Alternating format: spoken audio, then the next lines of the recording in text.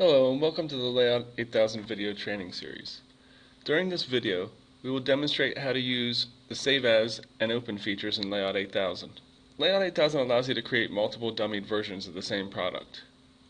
Usually, I wouldn't go over saving in Layout 8000 because Layout does automatic saves.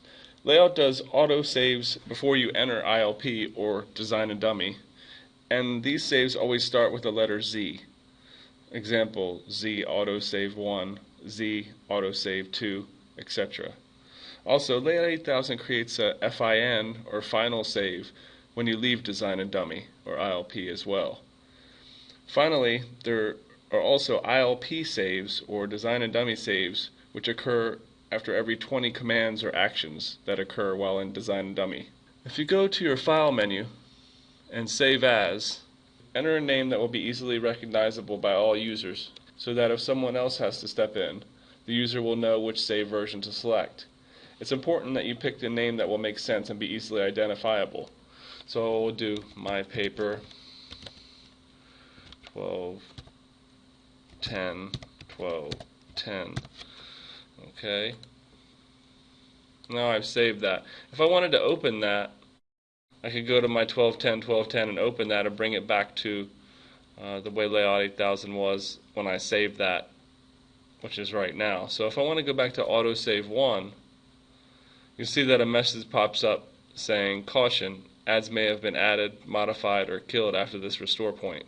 Would you like to check for differences?" If you click yes, Layout 8000 is going to look and see what differences exist. In this case, it's new ads, zones requested but marked as not used. Click continue. It says right now ads are requesting these zones, which are currently disabled in layout. The zones will be removed from the ads unless added to layout. Check zones are automatically added to layout. So in this case, I'm not going to add a zone to layout. So I'm going to deselect that and click OK. So I'm going to deselect that and click OK. And you'll see no more zones have been added, but you can see that my paper looks a lot different. It doesn't have any ads on there. See that? So now if I want to go use the open feature, when I select File Open and choose my paper 1210, click that. There's differences once again. I click yes. And then I have add changes here. I click continue. It's going to list all the ads here that have changed. And it says ads have changes in the new file.